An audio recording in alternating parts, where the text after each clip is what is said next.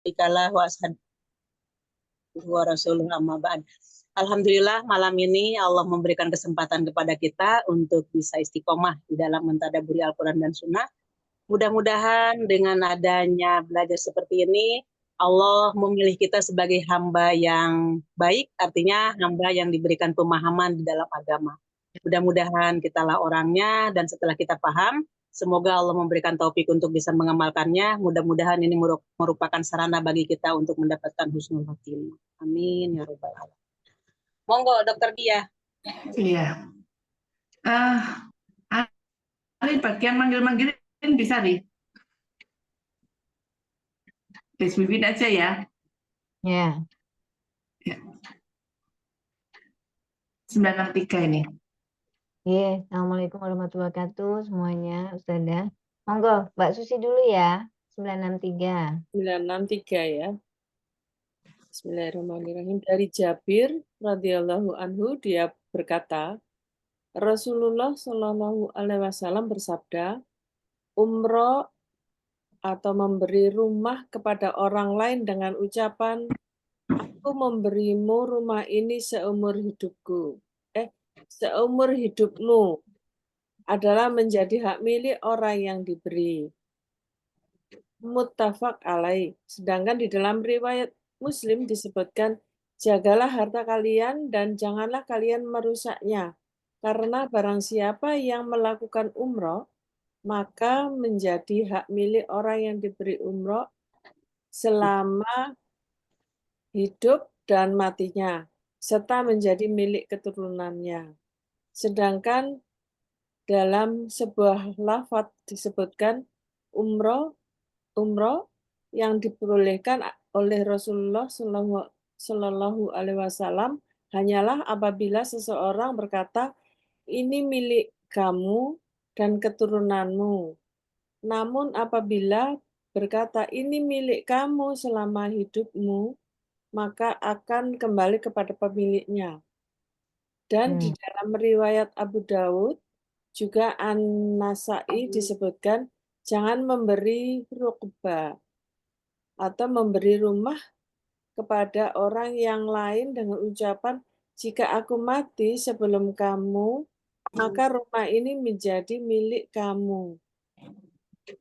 Dan jika engkau mati sebelum aku, maka rumah ini kembali menjadi milikku. Dan juga umroh. Karena barang siapa yang memberikan sesuatu dengan cara rukbah atau umroh, maka itu menjadi hak milik ahli warisnya. Paham ya? Ini ya, Pemberian. beda dengan wakaf ya? Pemberian. Ya. Beda, Pak. Kalau wakaf itu kan untuk umum. Ya. Oh, Seperti ini pribadi ya. Dan kalau ini kepada individu. Kita umpamanya orang tua punya anak atau siapa aja saudara yang diberikan melalui hibah gitu kan. Cuman hibahnya itu ada berkaitan dengan waktu. Kan kamu menempati rumah ini seumur hidupmu. Nanti kalau dia mati, berarti kembali kepada pemberi tadi, kepada pemiliknya. Gitu. Tapi kalau rukbah itu yang berkaitan dengan kerabat. Artinya, ya kalau yang tadi diberikan seumur kamu mati berarti untuk anaknya. Anaknya nanti mati terus untuk anaknya, untuk cucunya terus dan terus gitu. Walaupun tidak tercatat ya Ustazah? Walaupun tidak tercatat. Karena yang namanya tercatat itu kan sekarang ya ke notaris. Kalau dulu kan tidak ada gitu, Dok. Jadi yang dijadikan ya mungkin ada juga saksi tapi enggak seperti sekarang ini hitam di atas putihnya. Jadi dengan adanya saksi dari keluarga ya sudah jadi pada waktu itu. Ya kalau sekarang mungkin agak sulit ya Ustazah. Iya, rebutan sekarang nggak bisa. Saat ini kan diambil alih oleh pengadilan ya. Kalau dari segi pengadilan agama ini nggak masuk ya Ustazah ya, tidak dihukumkan atau tidak dijadikan undang-undang di dalam agama kita, departemen agama kita ya Ustazah. Makanya dari hadis lain Rasulullah pun bersabda, tadi kan umroh dan rukbah itu merupakan pemberian. Ada hadis lain kalau pemberian itu seolah-olah diambil lagi oleh orang yang memberi, sama dengan anjing memuntahkan kemudian memakan muntahnya lagi. Maka dari itu ketika umroh dilakukan dan rukbah dilakukan, tetap milik si orang yang dihibahkan tadi. Kan itu merupakan hibah, terikat oleh waktu. Akan tetapi walaupun si yang tadi dihibahkan, yang diberikan hibah tadi meninggal, nggak bisa kembali ke pemiliknya lagi, ke pemberi tadi. Jadi untuk anak cucu keturunannya akhirnya menjadi waris gitu. Ya. Ini sepertinya kalau di negara kita tidak akan berjalan seperti ini kalau hanya menggunakan rukbah dan umroh. Iya. Maksudnya. Iya. Iya, jadi langsung aja hibah ya ke notaris, surat hibah. Kekuatan hukumnya karena sudah pindah orang itu yang mengesahkan sekarang zamannya ini ya, hitam di atas putih gitu ya. Ya. Monggo. Lanjut. Ustazah. Monggo Dok. Gimana Dok? Zaman dulu sama zaman sekarang itu kan memang beda. Tetapi pertanyaannya, kalau ini hanya diucapkan, berarti hukumnya itu sama dengan hukum talak ya? Dengan ucapan aja sudah talak. Ini umroh, rukbah itu dengan ucapan aja sudah sah begitu ya? Sudah sah. Ya. Nah, apakah meskipun tidak ada akte notaris, kalau kita seorang muslim yang taat itu kalau sudah ngomong kayak gini itu nanti akan dihisab? Iya, di hadapan Allah tetap akan dihisab seandainya ada pihak lain yang memang ingin mempergunakan merebut itu gitu. Itu bukan hak Anda, kan aku ini keturunannya, umpama. Tetap di hadapan Allah itu ada pertanggungjawaban. Tapi secara hukum dunia sekarang, apalagi di hukum kita, ya nggak bisa lah. Kalau wakaf itu bagaimana Ustazah? Kalau itu saya suka ada lembaganya juga itu malahan ya. Itu adalah seperti amal jariah. Jenengan punya sebidang tanah, mau saya wakafkan ke yayasan. Entah itu dijadikan gedung sekolah, entah dijadikan gedung pesantren, atau dijadikan masjid. Tergantung kalau umpamanya jenengan waktu niatnya pertama memberikan saya wakaf untuk masjid, berarti yang diamanatinnya tadi nggak boleh itu lagi, nggak boleh dijadikan gedung pesantren atau gedung sekolah, tetap harus dijadikan masjid. Gitu. Jadi jenengan tergantung ikrarnya apa nanti sama yang diberikan wakaf itu. Wakaf itu artinya bahasa Arab, kalau bahasa Indonesianya wakaf itu berhenti. Maka ketika harta atau sebidang tanah yang jenengan wakafkan tadi, berarti itu sudah tidak boleh dijual, tidak boleh dihibahkan, tidak boleh diganggu gugat. Ya udah langsung dijadikan bangunan untuk masjid umpamanya. Ya udah masjidlah yang dibangun. Insyaallah. Begitu Bu Susi. Iya, Ustazah, kalau ada kayak musola itu ya, meskipun itu wakaf, tapi ada misal terkena ini loh pembangunan kota itu misalkan dibuat pelebaran jalan sehingga habis semua itu kekuatan itu hukumnya juga ya sistemnya mungkin tukar guling itu atau dihargai jadi berapa, tetap dipindahkan lagi, iya. Direlokasikan dengan individu ataupun warga-warga yang dikemanakan gitu, warga di situ atau diserahkan uang, tapi tetap nanti kan konsultasinya dengan si pengurus-pengurusnya itu.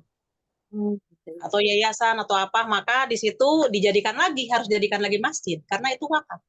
Wakaf itu harus berupa sesuai dengan apa yang dihibahkan itu ya.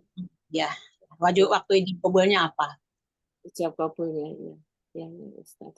Terima kasih. Kalau Dokter Dia, bagaimana Dok? Ya, ya paham Ustazah. Ya, baik, selanjutnya Ari bisa ya sayang? 964. Ari Win, Iya, Ari sayang.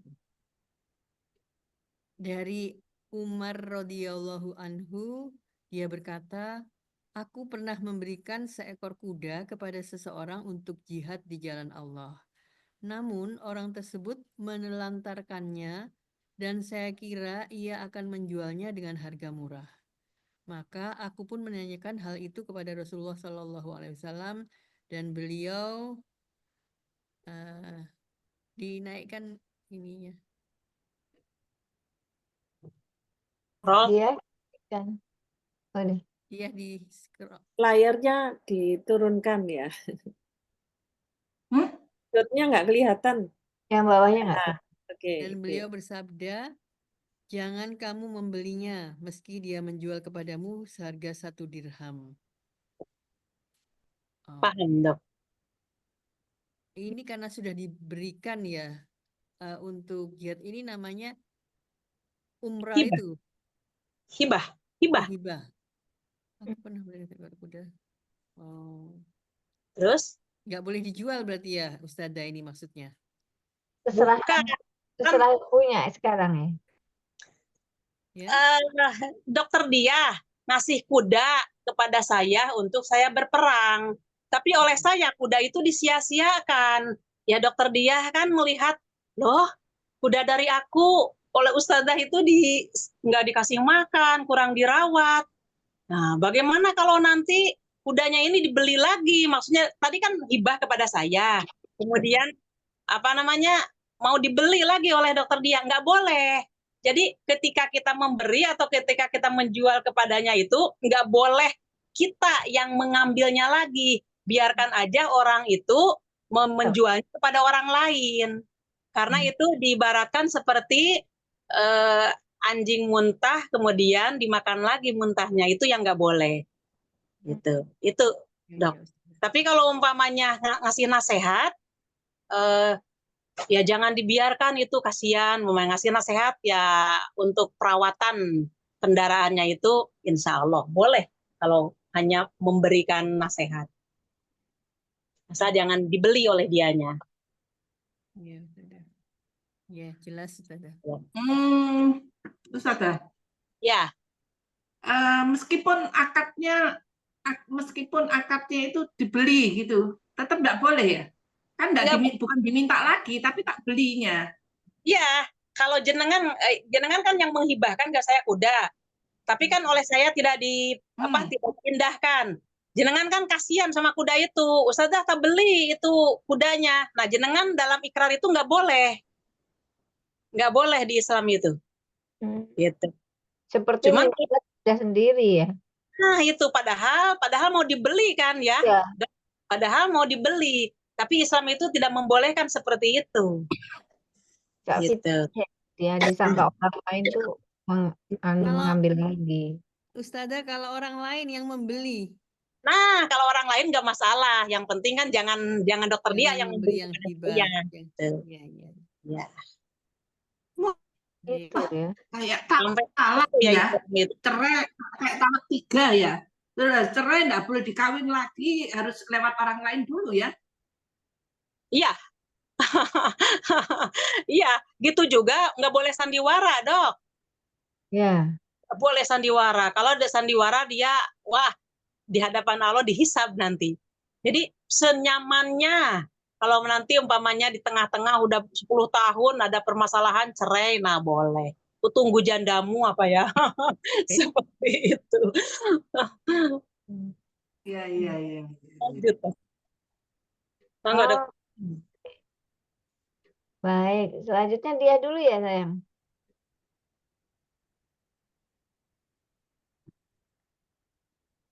Oh, dia ya. 965 dia bisa. Aku Ya. ya dari Abu Hurairah radhiyallahu an dari Nabi Shallallahu Alaihi Wasallam, beliau bersabda, saling berbagi hadiahlah kalian agar kalian saling mencintai. Ya, jadi ini anjuran Rasulullah untuk saling memberi hadiah apapun itu. Tapi kalau meskipun hanya sebutir kurma, tapi kalau tetap aja nggak punya, ya kasih senyum. Iya, iya, iya. Wala apa?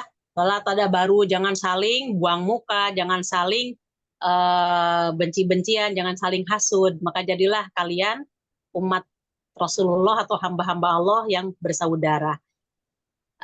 Di sini kalimatnya tahadau, tahabu.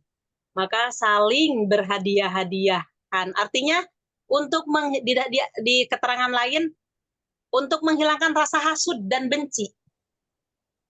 Ketika kita ada benci kepada orang lain, coba orang yang dibenci itu dikasih hadiah.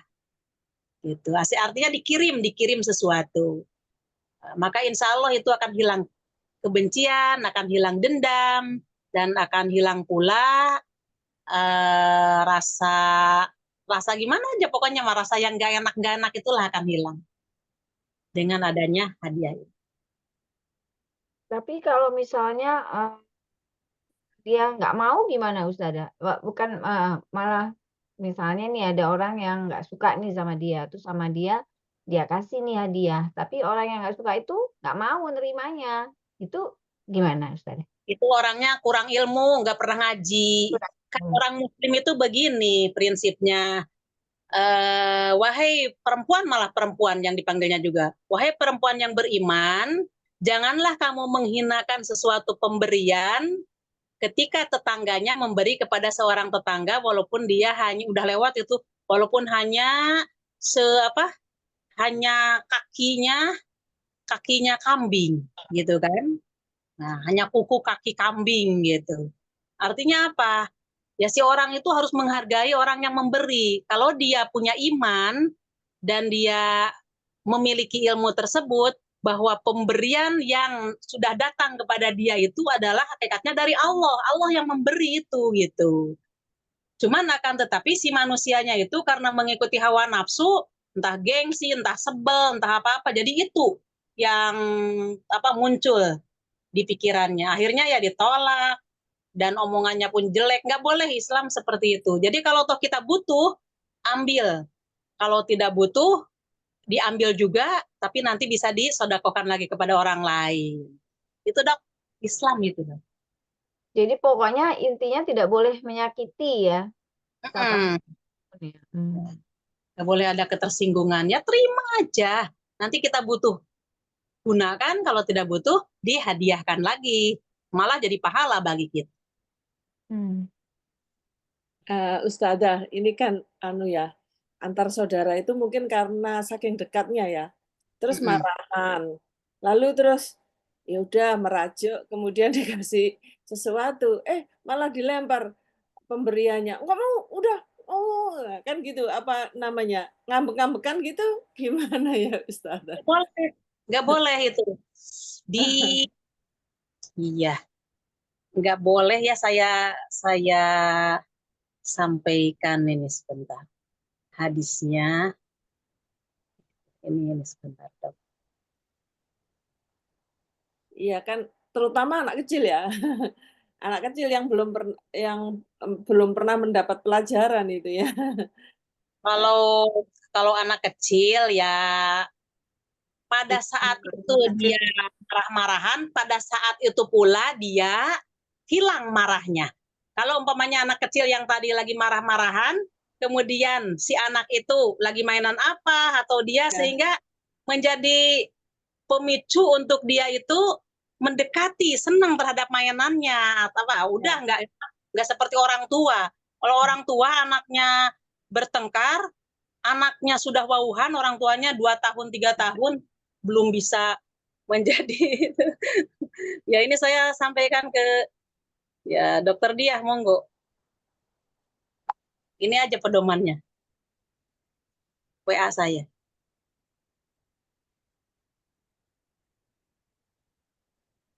Bisa diterima. Dokter Wiwin, saya sampaikan juga ke jenengan coba. Dokter dia monitor. Nah,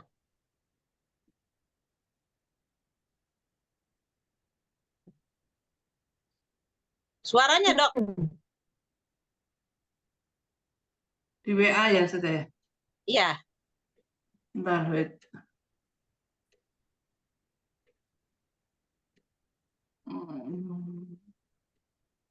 Jadi kalau orang tua yang kayak gitu berarti kayak anak-anak ya, Ustazah? Kembali diperbolehkan. Lebih detailnya lebih. Anak itu kan begitu waktu itu dia bertengkar, waktu itu juga dia baik-baikan. Orang tua itu setahun 2 tahun belum bisa. Monggo. Nah, hadis ini mudah-mudahan jadi bekal untuk kita semua.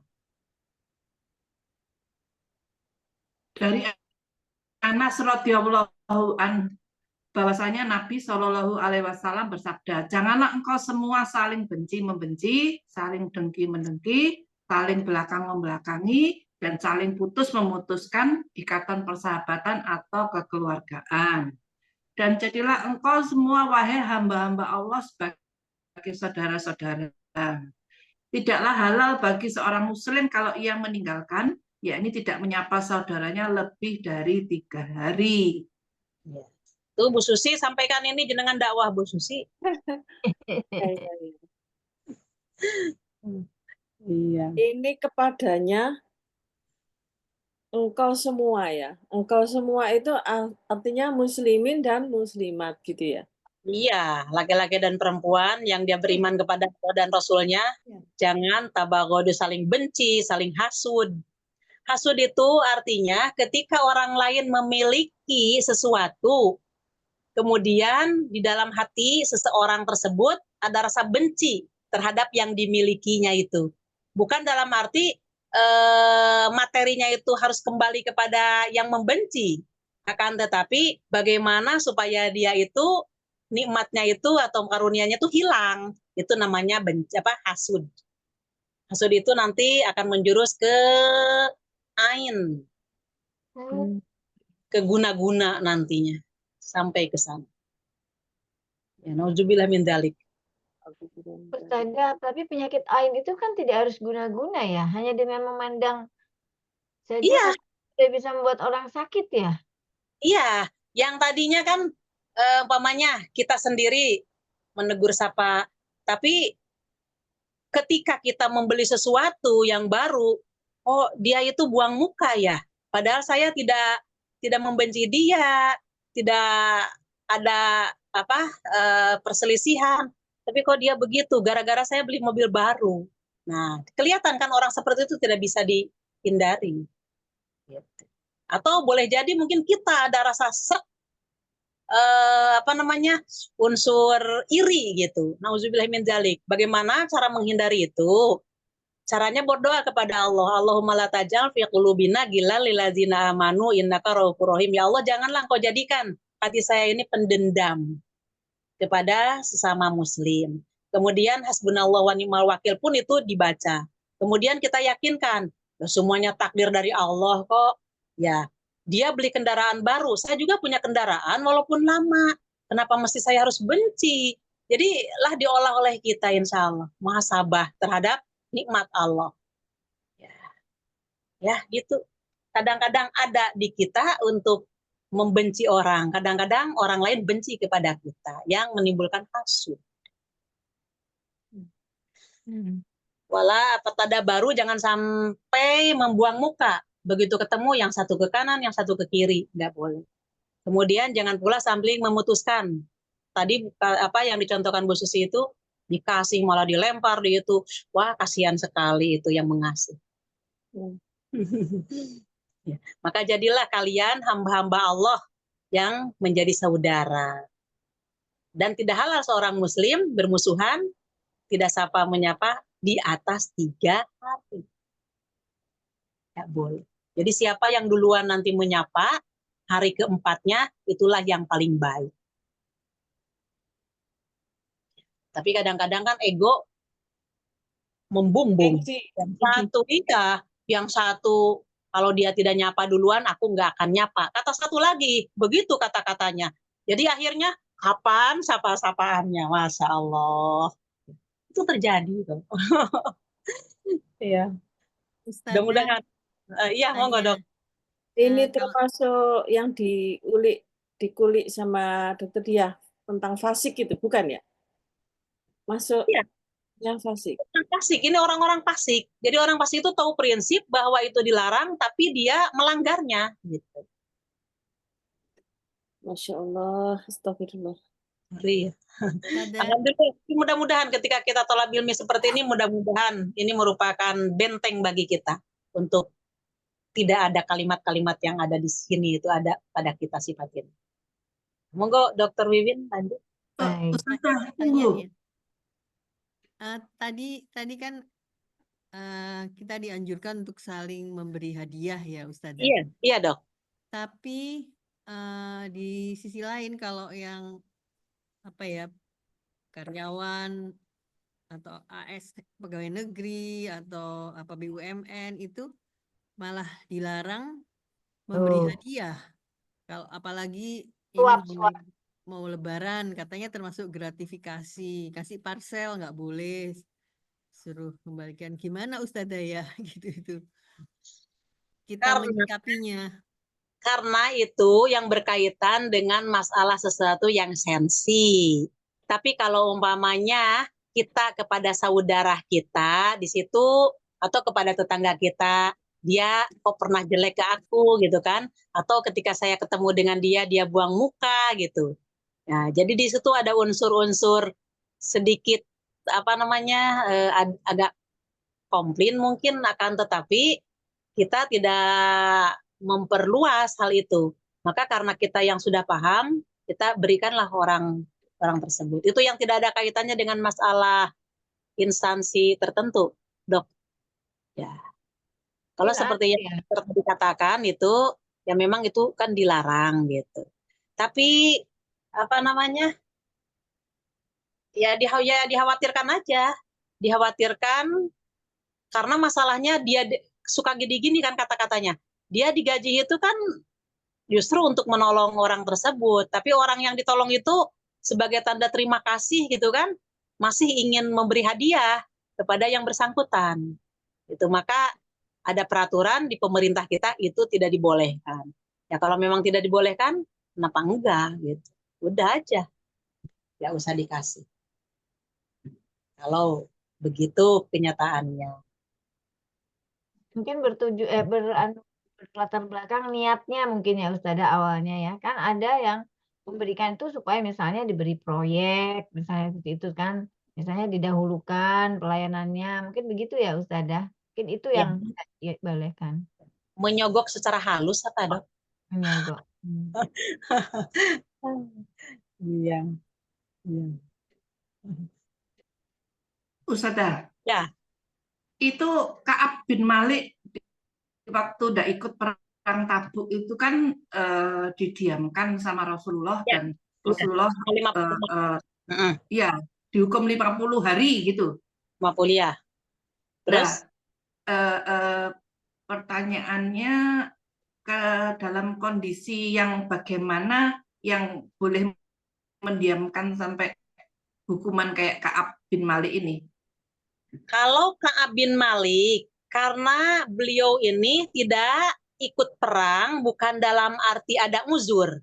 Cuman dalam hati beliau kalimatnya begini, pokoknya kapan saja saya berangkat, saya tidak keberatan menyusul Rasulullah. Cuman pemberangkatannya saya tidak sama dengan mereka yang berangkat dengan Rasulullah. Jadi Ka'ab bin Malik itu meremehkan bahwa dia punya tenaga, punya kekuatan, punya bekal, punya segala-gala. Jadi kapanpun saya bisa nyusul. Qadarullah. Yang mengendalikan hati kan Allah. Ternyata begitu di rumah, di jalan itu dia sudah siap-siap mau mempersiapkan, prepare untuk keberangkatan. Tapi ternyata begitu sudah di rumah, malah leye-leye, nggak bisa. Akhirnya yaitu ketika Rasulullah itu datang, orang-orang itu mengadakan uzur, menyampaikan minta maaf dengan menunjukkan uzurnya, tapi Ka'ab bin Malik itu tidak menunjukkan uzur. Sebenarnya saya kuat ya Rasulullah, tapi saya itu sudah ada niat, tapi saya tidak qadarullahnya saya tidak bisa menyusul Anda gitu. Jadi bagaimana gitu, betulkah itu yang dikatakan oleh kamu, kata Rasulullah kepada beliau, iya ya Rasulullah, demikian adanya saya. Jadi kalau saya mengutarakan udzur seperti orang-orang, saya tidak seperti orang-orang, katanya gitu. Ya kalau begitu, nunggu keputusan dari Allah. Jadi Rasulullah tidak berinisiatif sendiri dalam hal itu, karena itu merupakan hukuman disebabkan dia tidak melaksanakan ikut perang. Padahal ikut perang itu sangat wajib sekali pada waktu itu gitu. Akhirnya dibiarkan oleh Allah, jangan ada yang menyapa dia. Sampai saudaranya pun Ka'ab bin Malik itu mengucapkan assalamualaikum, tidak dijawab. Sampai satu pasar itu tidak ada yang menoleh kepada dia, dibiarkan aja. Betapa sakitnya gitu hatinya Ka'ab bin Malik, yang dunia ini tadinya luas seolah-olah sempit gitu. Tapi saya tidak putus asa, tetap waktunya ibadah kepada Allah, terus dan terus dan terus. Akhirnya sudah 40 hari berlangsung, hari ke-10-nya itu Allah menurunkan, kasih tahu Ka'ab bin Malik jangan sampai dia itu campur dengan istrinya. Nah, terus kata Ka'ab bin Malik, apakah ini harus saya ceraikan istriku? Maka disampaikan lagi kepada Rasulullah, tidak perlu menceraikan. Cuman kamu jauh tidak maksudnya jangan sampai bersatu dengan istrimu selama 10 malam. Akhirnya udah kamu pergi dulu, karena ini ada wahyu dari Allah kepada Rasulullah bahwa kamu dengan saya tidak boleh ada pertemuan selama 10 malam itu. Nah akhirnya hari ke-50-nya itu Allah menurunkan kepada Rasulullah bahwa Ka'ab bin Malik dimaafkan dosa-dosanya, diampuni dosa-dosanya. Itu yang berkaitan dengan pengampunan hukuman dari Allah kepada orang yang tidak ikut perang. Kalau ini untuk kita ini bukan masalah kita tidak ikut ngaji ataupun ikut perang ataupun berjuang, akan tetapi ini yang berkaitan dengan masalah komplain pribadi aja. Itu Dok. Kalau diterapkan di zaman kini itu kayaknya nggak bisa ya, soalnya kan kita nggak tahu hati manusia. Itu kan Rasulullah mendiamkan pun juga atas petunjuk Allah ya. Iya. Tapi kalau zaman kini orangnya ngaku, anggap aja lah ngaku begitu. Aduh iya aku sengaja begini begitu gitu ya, tetap nggak boleh didiamkan ya. Iya, artinya nggak boleh. Boleh jadi itu khusus untuk Ka'ab doang gitu ya. Ya, itu khusus untuk Ka'ab doang, karena kesalahan ketika dia menyepelekan masalah perang. Padahal perang waktu itu wajib, tapi dia sendiri memang bukan dalam arti tidak mau ikut perang. Bahkan dia itu siap-siap untuk keberangkatan. Tapi begitu di rumah, semangat siap-siapnya itu hilang. Ya mungkin memang qadarullahnya seperti itu.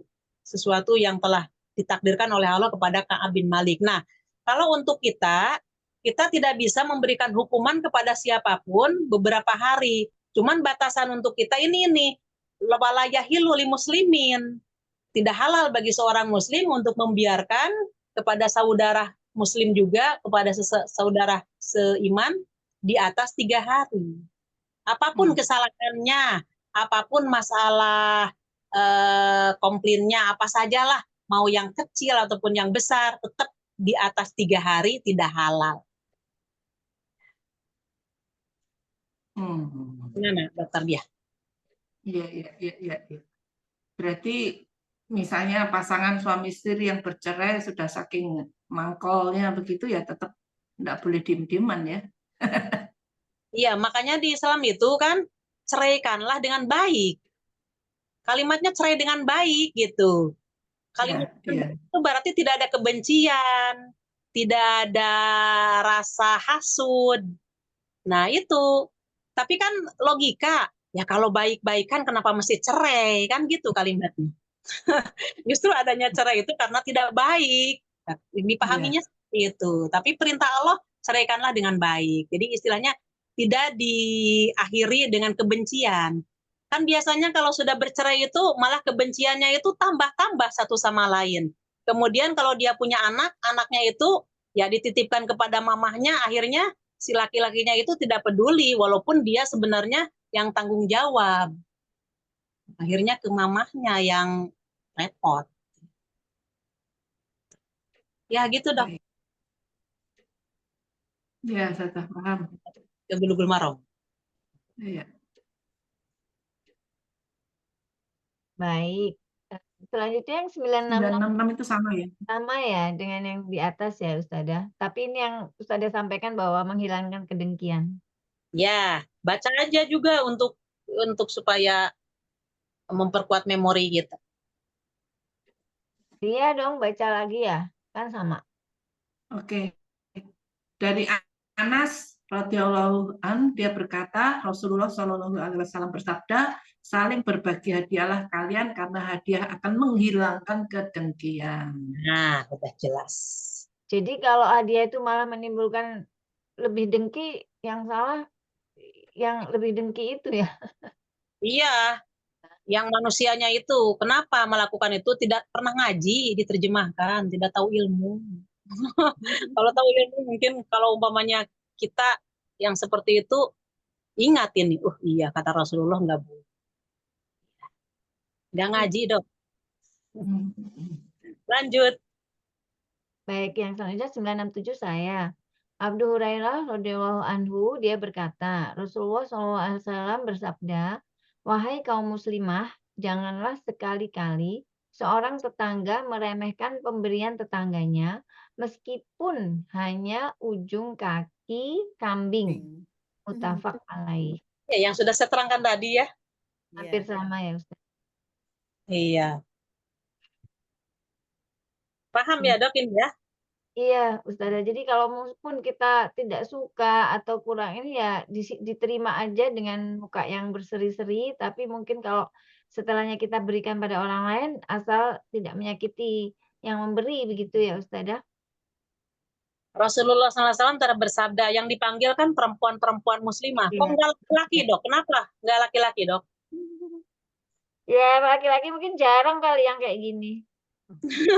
Yang ada perempuan ya, ngomel, bawel. Ya, nyinyir, ya Allah, jutek, ya Allah. Tuh. Iya.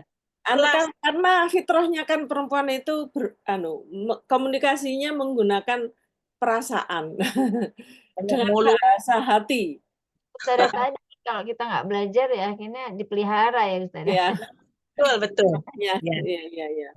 Maka ketika kita belajar menjadi junnah, menjadi dinding ya, perisai bagi kita. Di sini janganlah seorang tetangga memandang rendah pemberian hadiah kepada tetangganya. Seorang tetangga jangan memandang rendah memberikan tetangga kepada tetangganya. Akhirnya gini, kita ini diberi oleh si A yang kecil, yang tidak ya yang nggak pantas lah untuk diberikan umpamanya. Karena kita yang diberi, kemudian kita diceritakan kepada si B, tadi si saya A, yang si B ngasih kepada saya. Saya ceritakan kepada si C. Ternyata si C itu dia ngasih gini-gini. Nah itu nggak boleh. Nggak boleh dia menceritakan lagi keburukan itu kepada orang lain. Gibah ya Ustazah. Gibah ya. Itu suatu penghinaan kepada, nah nanti si C itu nyampaikan kepada si B yang memberi tadi, kamu tadi kemarin ngasih itu ya kepada Anu, iya kenapa? Dia itu tidak terima, dia itu ngomong begini, akhirnya kan melebar, berkembang kebencian itu. Jadi artinya apapun ketika kita menerima pemberian dari siapapun, terima, pada hakikatnya yang memberi itu adalah Allah. Ketika kita melihat itu umpamanya kita tidak butuh, ya barangkali ketika kita sedekahkan kepada orang lain itu sangat senang gitu kan. Nah, maka ketika orang lain itu senang dengan pemberian dari kita yang tadi kita hasil diberi orang, ya sedekah bagi kita punya pahala. Ya kalau tahu ilmunya ya begitu, tapi kalau nggak tahu ilmunya dihina gitu, Dok. Ya, Astagfirullahaladzim. Ya, Ustaz.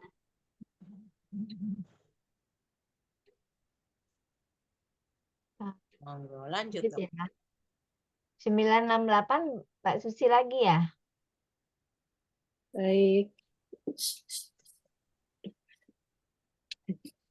Allah. 98. Bismillah, dari Ibnu Umar radhiyallahu anhu, dari Oh, Nabi. suaranya kecil, Bu Susi. Iya.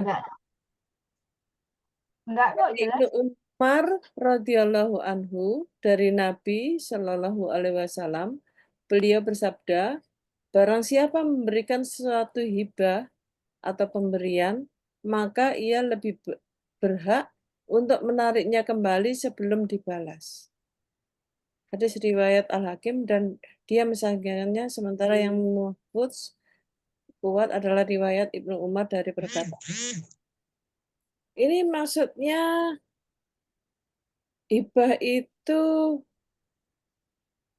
apabila ditarik. Sebentar, Dokter Wiwin, Dokter Diah, Bu Susi di jenengan kedengaran Jelas. keras nggak? Jelas, Ustazah. Oh, ini semua sampai ke saya kecil ya. Oh, mungkin volumenya Ustazah. Volume di handphone. Speaker ya. Speaker.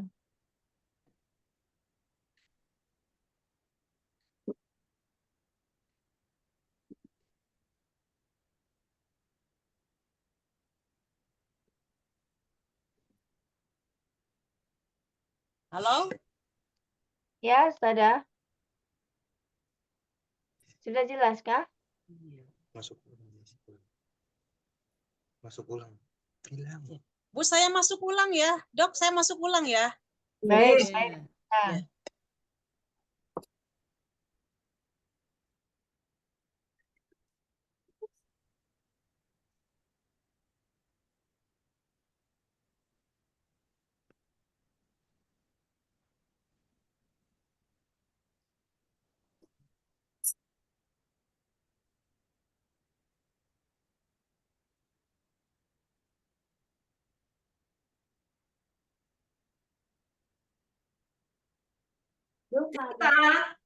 Kakak Sinta, Assalamualaikum. Waalaikumsalam. Wih, Halo. selesai prakteknya. Alhamdulillah. Nah, Iya. Piye? Apa aku dapat giliran tah? Itu loh, dilarang mengembalikan hadiah. Nggak boleh, Oh. nggak nah, darahnya lebih dari 3 hari. Ini aku suruh baca. Belum. Oh, belum. Aku disapa. Alhamdulillah. alhamdulillah. Untung pas ininya nggak mute ya. Mengganggu suara tadi ya. Sorry. Emang Enggak. wajahnya mana wajahnya? Wajah Oh. jangan dong, jangan. Wajahnya kumus-kumus. Dengar Ya. kan? Sudah? Iya, udah normal lagi. Alhamdulillah. Lanjut ya Ustazah. Lanjut, Dok. Ini belum Ustazah, belum dibahas ini Ustazah. Iya, iya. Yang tadi Susi baca. Iya. Tadi kan dikatakan Ya. kita sudah memberi, dilarang untuk mengambil kembali Ustazah. Tapi kenapa di sini kok maka ia lebih berhak untuk menariknya kembali sebelum dibalas? Berarti bisa ya hibah itu diambil lagi. Kan? Ini sebelum dibalas itu maksudnya apa ya, Ustazah? Barang siapa memberi satu hibah, maka ia lebih berhak pada menariknya selama belum dibalas akan dia. Tapi di sini disebutkan bahwa hadis ini berlawanan dengan beberapa hadis yang sebelumnya. Dan yang lain-lainnya itu yang lebih sah dan lebih dapat diterima. Jadi hadis ini dianulir, dipending. Oh, Itu maknanya. Oh, Soalnya kalau umpamanya jenengan sudah ngasih kepada saya, tapi saya tidak membalas. Berarti ya udah kalau tidak membalas, tak ambil lagi katanya gitu. Kan mustahil gitu kan, nggak mungkin gitu. Ya, maka itu termasuk sama dengan orang yang memberi anjing muntah kemudian memakan muntahnya lagi. Nah itu ya berarti itu bertentangan dengan hadis itu, berarti nggak boleh. Jadi kalau memang kita niat memberi ya sudah memberi, niat karena Allah ikhlas tanpa ada mengharapkan balasan dari orang tersebut. Ya ini dikasih tanda. Oh, jadi maksudnya itu apabila kita memberi jangan berharap untuk dibalas gitu ya maksudnya. Jadi kalau sampai dia membalas, lebih baik ditarik lagi aja hibahnya. Kalau dia belum membalas, katanya ditarik lagi. Maka ini bertentangan. Secara matan dia itu tidak sah. Gitu. Secara matan itu artinya isi dari hadis ini. Oh, Ini tidak sah. ini Gitu. tidak sah ya. Iya. Karena di dalam Al-Quran pun ketika dia memberi dengan ikhlas tanpa dia menunggu untuk ucapan terima kasih. Gitu kan. Iya. Udah ngasih sih aja udah mau dibalas atau enggak gitu kan. Cuman kan di Islam itu orang yang diberi sama yang memberi itu kan ada adab tersendiri. Ketika kita diberi, walaupun itu yang diberi itu barang yang tidak berharga bagi kita umpamanya, ya kita tetap mengucapkan alhamdulillah. Ini semuanya kan atas izin Allah. Kemudian kita mendoakan jazakumullahu khairan katsira kepada orang yang bersangkutan. Semoga Allah membalas yang lebih baik dan banyak dari yang diberikan oleh Anda kepada saya. Nah, tapi kalau umpamanya saya ada materi untuk membalas, maka segeralah kita pun memberi balasannya kepada dia. Artinya apa? Tadi kan berhadiah-hadiahanlah gitu kan. Nah, itu hadis yang dipakai itu. Itu, Dok. Baru ngerti saya. Saya kan baca pengantarnya pengantarnya Bulughul Maram. Di situ kan memang ditulis siapa ini lupa saya pengarangnya ini. Itu memang menuliskan baik hadis enggak semuanya hadis yang sahih. Kalau Riyadhus Shalihin kan milihnya sahih semua. Tapi kalau ini enggak semuanya sahih, itu tujuannya untuk supaya bisa jadi pembanding begitu ya. Oh, baru paham saya. Iya, itu. Ya, ini kalau nggak pakai guru ya setengah mati ini. Masalah ini. Iya, dan nggak bisa kita belajar secara individu untuk kita virtual, maksudnya ya online gitu kan, tapi tidak ada pembimbing. Tetap umpamanya kita membaca buku ini, buku itu, atau mendengarkan ini, mendengarkan itu. Nah, itu tidak bisa. Agama itu tidak seperti itu. Betul, agama itu tidak begitu. Jadi manhajnya kita mengambil manhaj salaf. Artinya seorang pembimbing itu harus betul-betul dia itu yang mengetahui apa dari hadis itu, keterangannya itu nggak boleh bawa karap sendiri gitu. Tetap harus kembali ke ya tafsirnya, ya asbabul wurudnya, ya semuanya itu. Maka secara pribadi saya karena saya ini lebih dulu aja ngerti mengajak kepada orang lain yang beliau-beliau ini belum paham. Jadi saya tidak memiliki hati untuk saya ini segalanya, saya ini paling tinggi, tidak seperti itu di dalam hati saya. Jadi ya ini karena saya ini duluan aja tahu, tapi ketika saya udah menyampaikan, mudah-mudahan yang disampaikannya itu lebih tahu dari saya, lebih paham dari saya. Kalau saya itu berharapnya seperti itu. Jadi artinya mudah-mudahan semuanya menjadi Dok? Menjadi penerus. Iya. Insya Allah. Iya. Menjadi kader. Amin. Amin, insya Allah. Ya. Baik. Monggo, Dr. Wiwin lanjut. Baik, selanjutnya ini bab baru ya. Kalau gitu, ayo Kak Sita. Ya, 969 dari Anas radhiyallahu an, Dia berkata, Nabi Muhammad SAW pernah melewati sebuah jalan yang mana ada kurma jatuh di situ. Lalu beliau bersabda, seumpama aku tidak takut bahwa kurma ini termasuk kurma dari zakat, tentu aku akan memakannya. Muttafaq alaih. Muttafaq alaih. Paham, Dok? Ya, insya Allah kalau ada barang yang kita temukan, jangan langsung diamankan karena mungkin ada punya orang yang masih menjadi haknya pemiliknya. Misalnya mungkin kurma atau misalnya ada nemu duit kali ya. Misalnya nemu duit, mungkin kita tidak boleh langsung ambil uang itu. Begitu kah, Ustazah? Itu beda duit dengan kurma. Saya jelaskan dulu. Rasulullah SAW melihat ada kurma satu di jalan. Seandainya itu bukan dari zakat, maka akan saya ambil, akan saya makan. Tapi khawatir kurma yang jatuh itu adalah kurma dari zakat. Masalahnya zakat itu diharamkan oleh Allah kepada Rasulullah dan keluarganya. Terus kalau kita yang menemukan kurma itu, ya ambil aja, makan. Masalahnya itu makanan, lain lagi dengan uang, lain lagi dengan umpamanya kita menemukan dompet, lain lagi ketika kita menemukan barang berharga seperti jam tangan ataupun cincin ataupun kalung emas gitu. Itu lain lagi. Nah, tapi kalau umpamanya kita di jalan, loh kok ini ada mangga satu ya?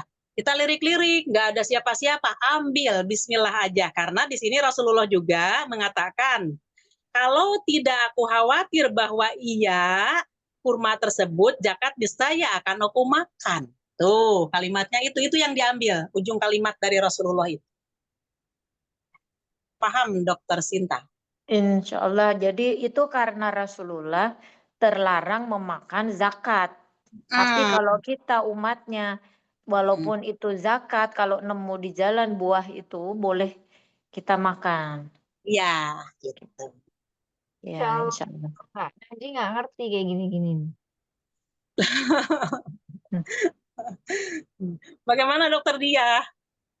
Kan ada kisah itu apa namanya orang tuanya siapa ya, saya lupa, yang ngambil apa apel jatuh itu terus diikutin aliran sungainya, dicari siapa pemiliknya itu loh Ustazah. Jadi ini artinya maksudnya gimana? Kalau gamblang, terus gimana apalnya tadi? Ya kan ditelusuri terus sampai ketemu kebunnya, terus ada orangnya di situ, terus bilang oh enggak Bu, saya cuma penjaga aja, pemiliknya sana loh lebih jauh lagi. Terus ke pemiliknya itu terus laporan minta ridhonya untuk apelnya itu sudah terlanjur dimakan. Tapi terus kan enggak dimaafkan toh, tapi terus dekem di situ aja terus sampai akhirnya oke, tak maafkan asalkan dengan syarat, aku punya syarat, permintaan apa, suruh kawinin anaknya. Anaknya bisu, tuli, buta, lumpuh. Ternyata cantik jelita. Ya, qadarullah. Nah, kalau kan dalam masalah apal tadi itu terlalu melebar dan terlalu jauh. Maka di sini Rasulullah tidak menunjukkan siapa ya pemilik ini, tolong dicek. Apa Rasulullah menyuruh kepada orang lain atau beliau sendiri dicek apakah kurma ini dari zakat ataupun siapa pemiliknya. Nah, mungkin pada waktu itu ya sulit untuk mencari kurma. Maksudnya untuk mencari pemilik dari kurma tersebut. Maka kita ambil dari kalimat yang dibacakan Rasulullah tadi, niscaya aku akan memakannya. Tuh. Kurma di jalan. Ya udah, seharusnya si orang yang tadi itu yang ngambil apel itu nggak usah ambil pusing. Ya. Diambil aja, dimakan. Coba di hadis lain apa, Dok? Yang jenengan pahami. Monggo bunda-bunda semuanya barangkali ada ilmu. Pernah loh udah saya sampaikan dan kemudian jangan baca. Itu yang yang makanan jatuh itu ya Ustazah. Kalau makanan jatuh, kita tetap boleh memakannya kalau tidak jatuh di kotoran gitu ya. Bukan, saya sebutkan ya hadisnya sekarang, pasti jenengan mengiyahkan.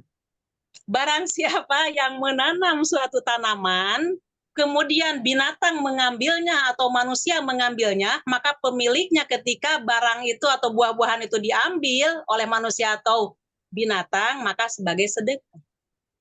Paham? Jadi kembali kepada yang punya itu ya. Iya.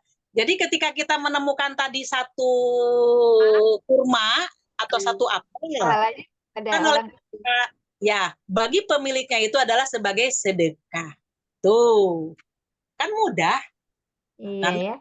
oleh hadis itu. Malah dapat pahala yang menjatuhkan itu ya. Iya. Maaf Ustazah, ini kebetulan sekali saya punya problem ini. Jadi ada ini enggak tahu penyakit atau apa ya. Jadi kalau berhubungan dengan hadis ini kayaknya ya, nggak rela. Jadi ada beberapa tetangga itu yang menanam buah-buahan atau tanaman ya, lombok lah misalkan ya. Nah itu giliran waktu pelenus-pelenus waktu mengambilinya sudah diambilin orang. Dan orangnya itu ya memang suka begitu. Ini gimana Ustazah? Kita mau bilang sedekah tapi ya sedekah Mbok ya. Kan beda Ustazah. Menanam kemudian kita tunggu buahnya ternyata diambil orang.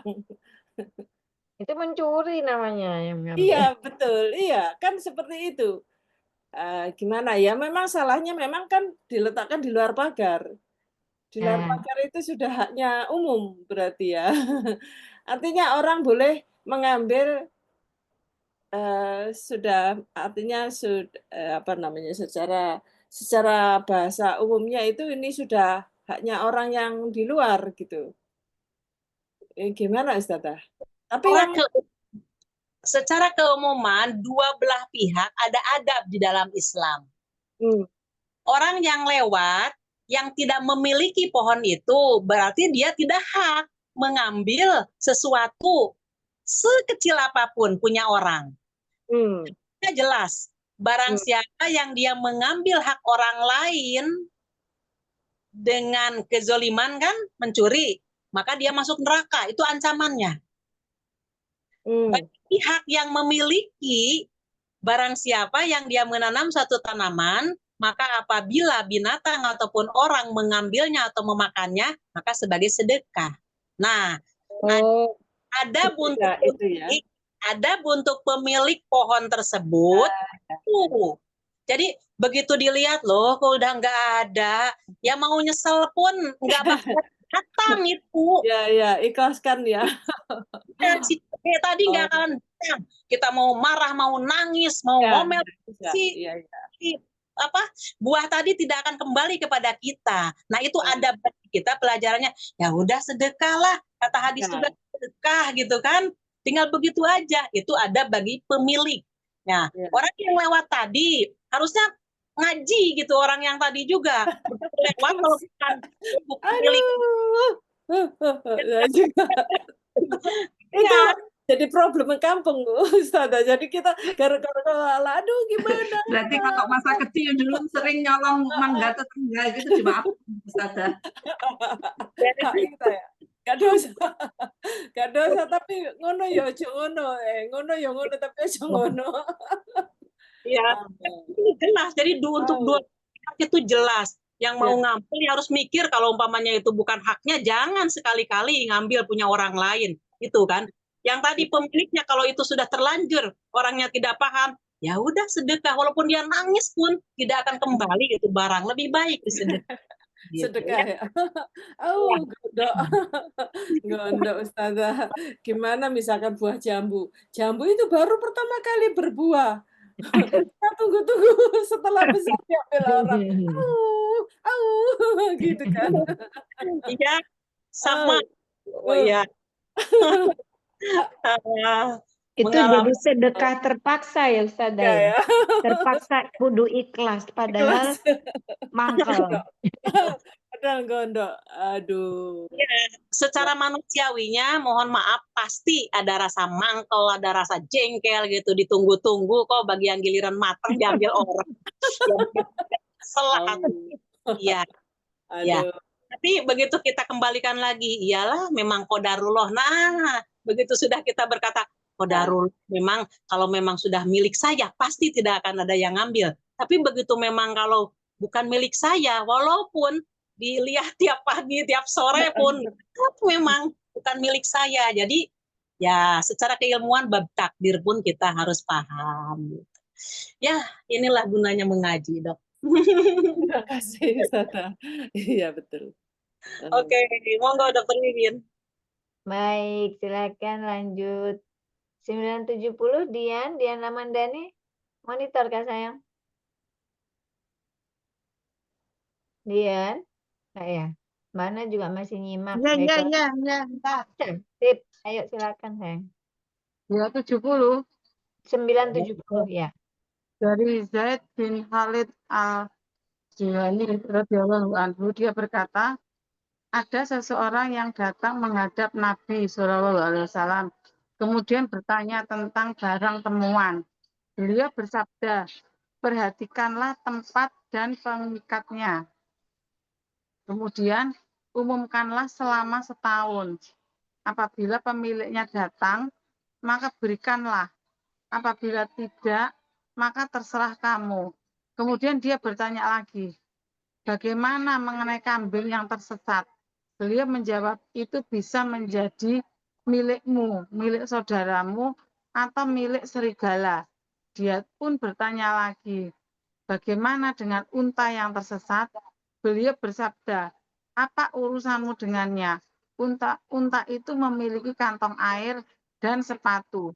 Dia bisa datang ke tempat air dan memakan tumbuhan sampai pemiliknya menemukannya. Oh, Jadi iya. gimana, Dokter Dian? Berarti peraturannya beda-beda ya. Kalau barang itu kan tidak dipelihara gitu. Jadinya meskipun setahun tidak ada pemiliknya, ya memang barang mati. Tapi kalau kambing nggak dipelihara kan kambingnya mati gitu ya. Tapi kok jadi pemilik yang menemukan gitu. Kok nggak umumkan dulu sambil diberi makan sambil diumumkan gitu.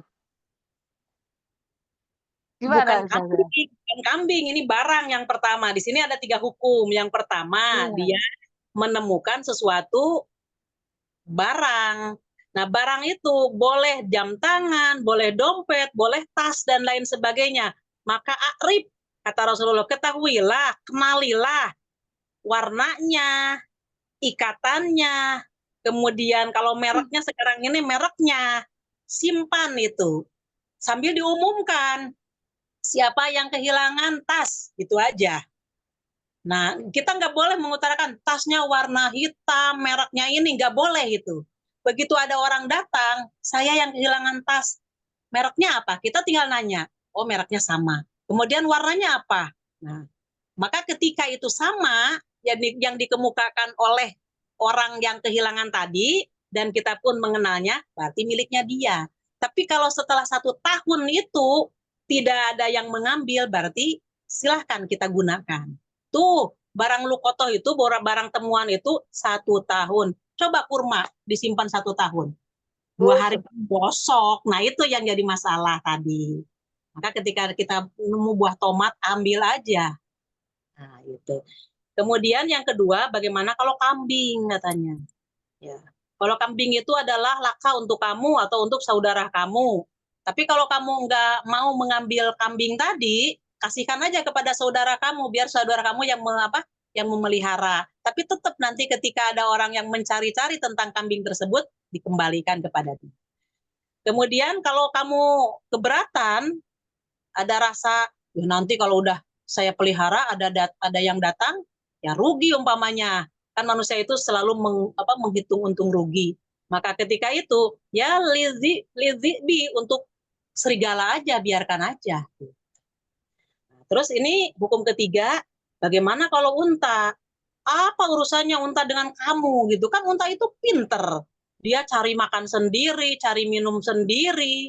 Nah, maka dari itu nggak boleh kalau masalah unta itu, biarkan aja sampai pemiliknya menemukan unta tersebut. Kalau unta begitu. Gimana, Dokter Dian? Bunda-bunda semuanya bagaimana? Ya, paham, Paham, paham, paham. Ustazah. Dokter Dian bagaimana, Dok? Iya. Berarti kalau binatang lain itu mesti anu ya, kayak misalnya nemu kucing, ya udah diminta kasihkan, oh enggak boleh diperjualbelikan kok ya. Nemu ayam digoreng. Jangan dulu. Iya. Tapi kan kita Iya, tahu iya. suka mengenal lewat, oh itu ayam tetangga, yang nggak usah lah. Lebih baik daripada kita subhat, tinggalkan Iya. gitu. Karena barang siapa yang menemukan atau bertemu dengan sesuatu yang subhat, maka ketika dia tidak melakukan subhat tersebut, sama dengan dia memelihara agama. Kita punya dalil itu. Udah biarkan. Gitu. Tahu-tahu nanti kalau sudah kita sembelih, sudah kita goreng, tahu-tahu ada orang, oh ayam saya hilang. Terus hati kita apakah akan tenang, dah? Iya, iya, iya. Iya. Oh, iya, iya, iya. Berarti kita tuh mesti ngajinya mesti banyak ya. Jadi karena aturannya itu banyak, ada pikiran kita harus ngambil dari sini, ngambil dari sini, ngambil dari sini gitu ya. Iya, kan perintahnya juga udhulu fisilmi kafah, Dok. Masuklah ke dalam Islam itu secara keseluruhan. Maka tidak ada batasan ketika seseorang itu tolab ilmi. Sehingga ditanya seorang ulama, sampai kapan wahai imam kami harus tolab ilmi? Hatta yatiakal yakin katanya, sampai kamu menemukan dengan kematian. Minal mahdi ilalah di, mulai dari buayan sampai diwafatkan. Tidak ada batasan, loh. Tapi pelan-pelan tetap kita harus ya dengan penuh keikhlasan, dengan pelan-pelan. Ini semuanya berjuang. Apapun yang terlibat di dalam masalah tolab ilmi itu adalah merupakan perjuangan. Dan segala perjuangan itu pasti akan Allah memperhitungkannya, dan semua yang dikeluarkan baik tenaga ataupun materi, semuanya termasuk sedekah yang akan diganti oleh Allah dunia dan akhirat. Inilah yang dikatakan, saya tunjukkan ya, mumpung pas ada pertanyaan dari dokter sampai kapan itu. Surat As-Sof, Dok. Surat As-Sof. Berapa?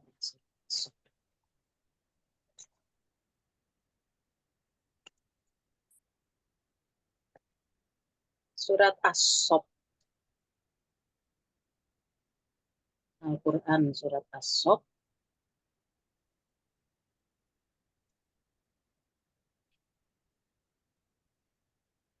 Surat ke-61 ya.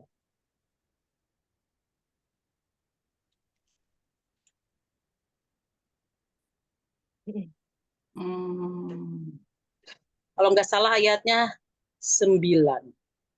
Sebentar saya buka juga ini. Soft ya. Dirinya. Soft apa soft? Soft. Soft. 61 ya berarti. Iya. SAFF. Iya, soft. 10, 11 ya. 10, 11, 12. 10, 11, 12. Monggo direnungkan. Ini aja.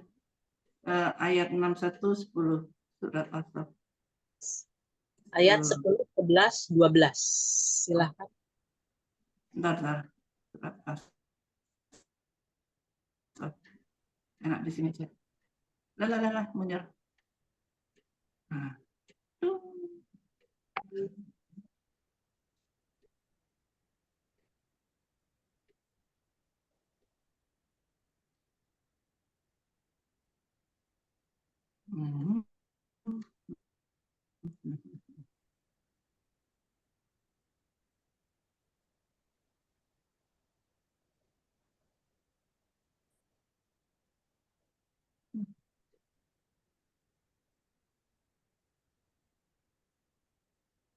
Ya, itu betul, Dok.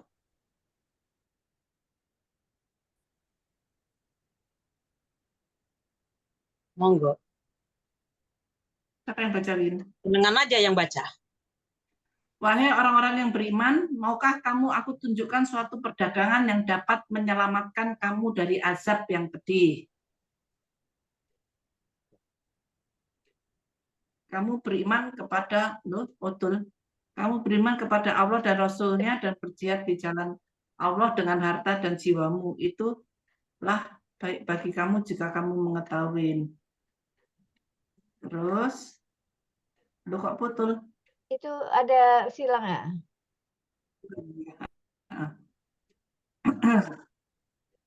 Niscaya Allah mengampuni dosa-dosamu dan memasukkan kamu ke dalam surga yang mengalir di bawahnya sungai-sungai dan ke tempat-tempat tinggal yang baik di dalam surga Aden.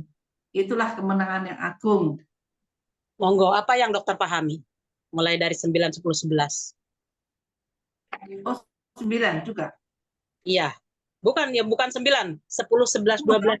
Oh, digabung bagaimana? Jadi kita itu boleh berpikiran dagang sama Allah ya. Yaitu kalau kita beriman mengerjakan perintahnya Allah dan menjauhi larangannya, itu yang paling bagus. Ya dapatnya untung aja.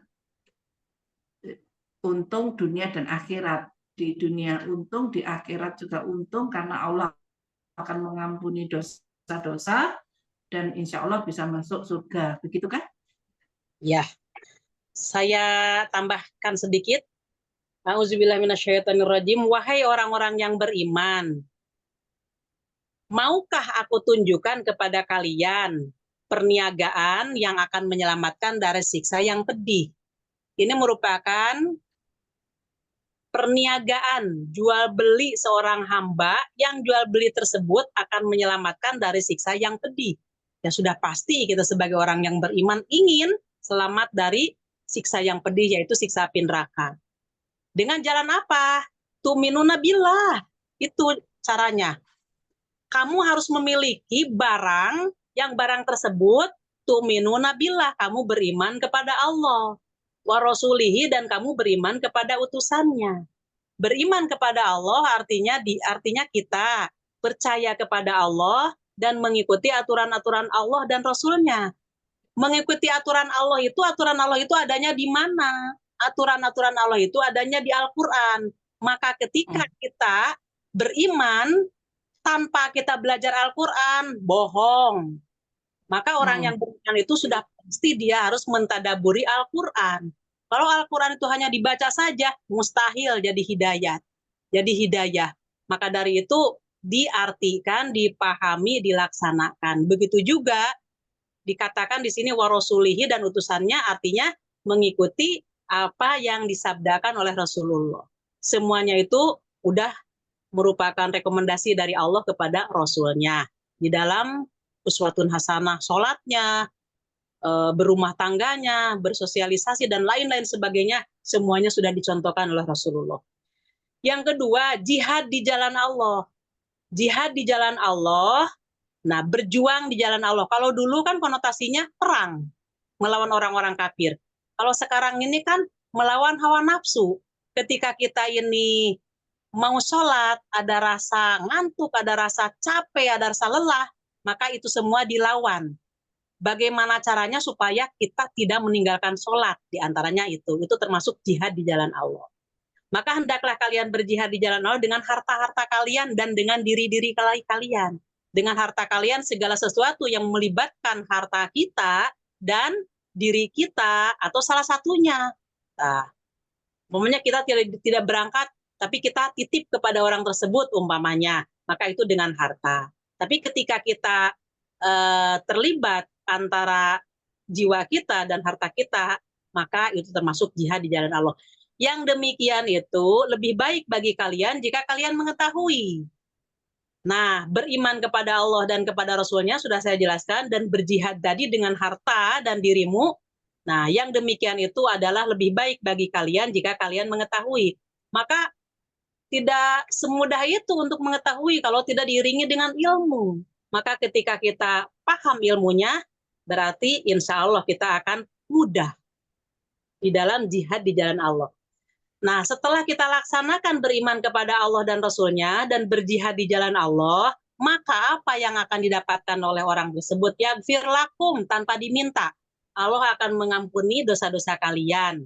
Setelah dosanya diampuni oleh Allah, Allah akan memasukkan kepada kalian ke dalam sorga yang mengalir di bawahnya sungai-sungai dan tempat-tempat yang baik di dalam sorga yang penuh kenikmatan. Yang demikian itu adalah al-fawzul azim, keberuntungan yang besar. Nah, kalimat berniaga kepada Allah, kita punya komoditi berbentuk apa? Amal soleh.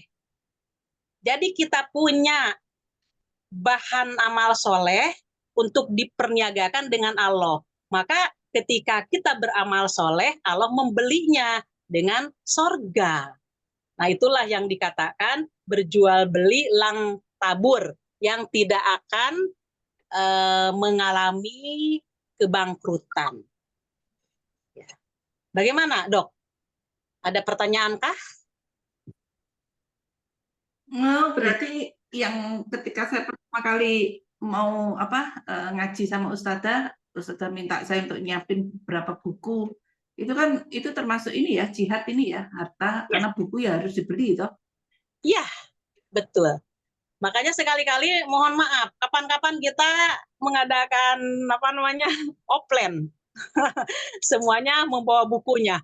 Nanti ada ada kesan tersendiri. Insya Allah ada kesan tersendiri. Hubungan silaturahmi kita, kemudian ketika saya menerangkan langsung ke depan jenengan, itu ada kesan tersendiri lah insya Allah. Monggo, mau diadakan sesekali kapan gitu, di rumah siapa, monggo. Ya. Tapi ya kan nggak mungkin malam gitu. Tapi kalau mau malam, monggo, nggak apa-apa. Malam. Pada maghrib gitu kan. Mabit. Kenapa Dokter Sinta? Mabit. Mabit. Jauh. Iya. Monggo. Mabit di Ponorogo. Alhamdulillah. Siap, siap. Mau. Itu mohon dokter dia kan bunda-bunda, dokter-dokter yang saya jelaskan bagaimana, paham nggak ayat ini yang disampaikan itu? Jadi sekali lagi apapun amal soleh yang kita lakukan itu merupakan perniagaan dengan Allah. Allah akan membayar kepada kita di dunia dan akhirat. Di akhiratnya sorga, di dunia kita tidak akan dibiarkan oleh Allah. Maka ketika kita beribadah kepada Allah, saya tidak bisa mengatakan jangan, karena mungkin masalah keilmuan berbeda. Usahakan, jangan menekankan saya mau sholat duha disebabkan saya ingin ekonomi saya lancar. Kalimatnya nggak ke situ gitu. Silakan, sholat duha itu lakukan, harus ikhlas karena Allah, itu merupakan amal soleh bagi kita. Nah, itu perniagaan kepada Allah. Maka ketika kita sudah yakin didampingi oleh ilmu, pasti Allah itu akan membalas kepada kita. Tidak akan membiarkan. Orang yang beriman itu tidak akan dibiarkan oleh Allah masalah rezeki. Di ayat yang lain kata-katanya begini, innalazina yatluna kitaballahi wa aqamus sholata wa anfaqu mimma razaqnakum sirra wa alaniyata yarjuna tijaratan lang tabur. Tapi saya penasaran kalau saya baca sendiri, saya yang pintar sendiri. Al-Hadid, Dok, dokter dia, monggo. Masih ada waktu ya? Sedikit lagi, Dok, nggak apa-apa, Dok. Lebih. Iya. Hadis. Al-Hadid. Ya, Al-Hadid itu nomor berapa? Al-Hadid. Al-Hadid. Ya, surat ya. Iya, Al-Hadid 57 ya, Al-Hadid itu coba. Mudah-mudahan saya enggak. Al-Hadid apa surat apa ya? Surat Fatir atau surat Hadid itu ya? Fatir Dok, coba Dok, Fatir Dok. Fatir, siap. Ya. Fatir itu 30 35. 35 ya.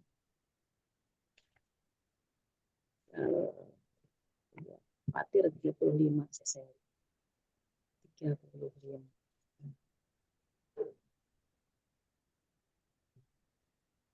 Fatir 35. 35 dok, iya. Nah, Bukan, tapi ya sebentar ya. Innalaz, oh iya, iya. Ayat 29-30.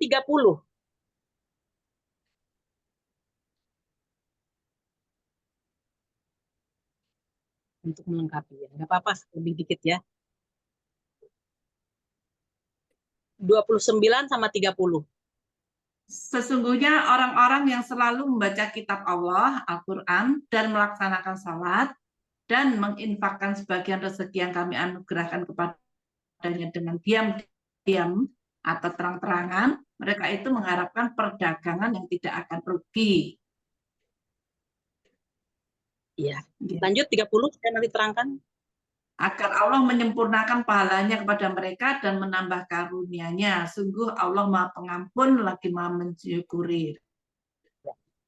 Innalazina yatluna kitaballah, maaf, saya langsung aja karena waktunya mau habis. Sesungguhnya orang-orang yang membaca kitab Allah, kalimatnya di sini yatlu bukan yakra'u. Kalau yatlu itu lebih luas, yaitu mentadaburi Al-Quran. Membaca, menerjemahkan, kemudian memahami kandungannya dan melaksanakan. Itu namanya yatlu. Sesungguhnya orang-orang yang mempelajari kitab Allah, yaitu Al-Quran.